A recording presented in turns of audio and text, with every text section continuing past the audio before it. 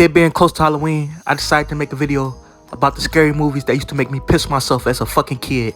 These movies used to make me damn near piss myself, y'all. I was that scared. Now that I'm an adult, they not that scary no more.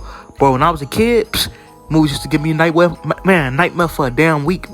I still remember to this day, I'd be taking a shower and I have my back against the wall for a whole week, thinking like the monster, or, like the demon from the movie gonna pop out on me and grab me. It's funny now, but back then that shit was traumatizing. Starting off at number 3, we got 13 Ghosts. 13 Ghosts is about this rich dude who built this big ass mansion. And his family, they poor rich. They rich, but they poor at the same time. And his brother's struggling. And he hear the news his brother died. He like, damn, I get that mansion, I get that inheritance. I'm about to sell that, pay some of these bills. So the brother go to the mansion, but the mansion made out of glass, right? And it's like some ancient rainbow on the glass. And turns out it's 13 ghosts. But these ghosts ain't no regular ghosts. They killing motherfuckers, bro. And the only thing that can protect you is that glass and that ancient writing. So the dead brother, he got this machine. He trying to use it to like see the past or the future. Bro on some world domination type shit. And he actually not really dead. He lured his brother there to make his brother a sacrifice. That's as much I'm gonna tell y'all about this movie. I'm not finna spoil it. Watch it for yourselves. But let's just say his brother got what he deserved. A few people survived. A few people died brutally. And it was fucked up. And I still have fucked up memories about this movie to this day. I'll never forget. I cussed my sisters out. They put on 13 Ghosts. This was back in the VCR and cassette days, like the early 2000s. They closed the door, room dark as fuck. 13 Ghosts playing. I was crying. Like I was crying, trying to get out that room, bro. My grandma came, like, what's going on? She opened the door, and man, snot was dripping down my nose. I was like, to be fair, I was a badass little kid, and I'm like 80% sure I cussed my sisters out for no reason. So that was my bad, guys. Sorry. For number 2, we have House on Haunted Hill.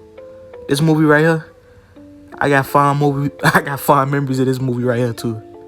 I messed up. Hey, editor, cut that out. We gonna cut that out, editor. Cut that out. My loss. Even if I give you $1 million as well. It's been a little minute since I watched this movie, but basically what I remember is this old rich dude, he bought this old asylum. He trying to turn it into like an amusement park. And he paid these people $1 million if they could stay the night. I know what y'all think, $1 million? Hell yeah. But come on, y'all. Some things too good to be true. Now this old asylum got some type of security protocol. That bitch locked down for the night. Like, I'm talking about the doors locked. It's like steel covers over the windows. You can't get out this bitch until like the next day. Literally. Now, I don't know if you a billionaire. Why the fuck you wouldn't completely renovate that bitch, destroy it and build something else? But hey. Now this asylum not no regular asylum. Like back in like the 1950s, they was doing some fucked up ass, like sadistic, evil shit up on her. Like some shit the Nazis probably did on people. Like, crazy. It's crazy. Like, bro, they cutting this dude open and he don't even got no fucking anesthesia. Like, he feel all that shit. And they videotaping. But like back in the day, it was some crazy times. Why would you say that to him, Charles? Haha, Bessie, you know Negroes don't have feelings. Like, bro, you could have got into a car accident or could have got shot. Well, Mr. James, we don't have any Negro blood. I'm sorry. You got to come back later. Like, what, bro? Like, back then, they was doing lobotomies on people. A lobotomy is literally, like, taking up somebody's brain out or, like, putting a sharp instrument in somebody's brain and twisting that bitch around. And hopefully they survive. So the doctors and the staff been doing all this evil shit. And the mental patients, they break loose. They finna go on the killing spree. And I don't blame them. Fuck those doctors. The mental patients kill everybody in that bitch. When I say everybody, I mean everybody. The receptionist, the doctor, the dentist, the hygienist, they fucking kill everybody. Everybody. So the people that stand up for the night, this bitch is hunted by the victims and the doctors. Like, they evil spirits. So like everybody in that group of people start dying like by ghosts. And if you fight ghosts, you really can't do shit against no fucking ghosts. But to be fair, dude is a fucking billionaire, bro. He could have paid some ghost hunters.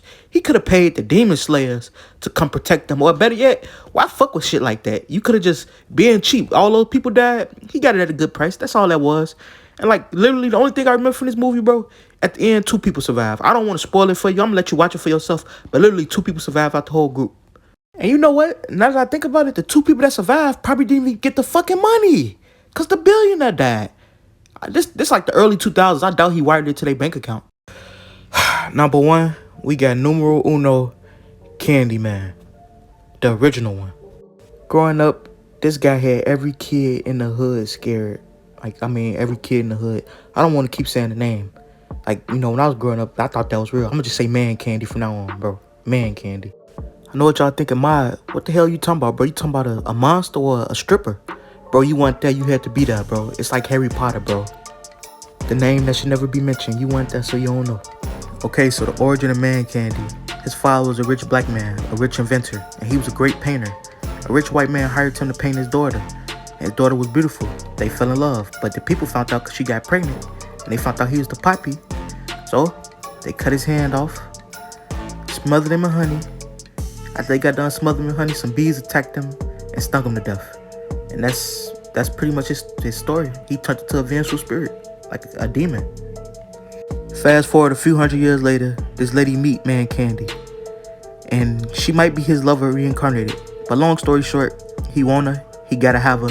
Ain't nobody gonna stop him from getting it. Y'all see the bloody hook? So after his death, his legend started going around and some people ain't believe it. If you say his name in the mirror 5 times, he gonna appear before you and he gonna kill the fuck out you with that rusty bloody hook. He killed that lady best friend because she found out about his existence. And I guess he didn't want the world to know. But he still want the world to know. It's kind of weird. She knew Man Candy was after her, but ain't nobody believe her. They thought she was crazy, had her going to a therapist and shit. She said his name in the mirror, he killed the fucking therapist. How do you explain something like this? You like a 125-pound woman and this big grown ass man is fucking cut the ribbons and you got his blood up on you. How the fuck do you explain that? How? Oh yeah, and before I forget, Man Candy got the power to summon bees that sting the fuck out you. They come from his body. He also got the power to teleport and to be summoned at will. He's a supernatural force. But basically, at the end of the movie, her and Man Candy have a struggle. And I'm not going to spoil it for you. I suggest you watch it yourself, 1992 Man Candy. And I'm a grown ass man. This movie still disturbs me to this day. This shit is still kind of scary. I might watch the new one, this weekend. But this shit is still scary, y'all. This movie was made and based in Chicago, Cabrini Green. Maybe it's so scary because it hit kind of close to home. I'm from Illinois. Maybe that's why. If this was Hawaii or something, I probably wouldn't give a fuck. Alaska, who gives a fuck? But Illinois, man.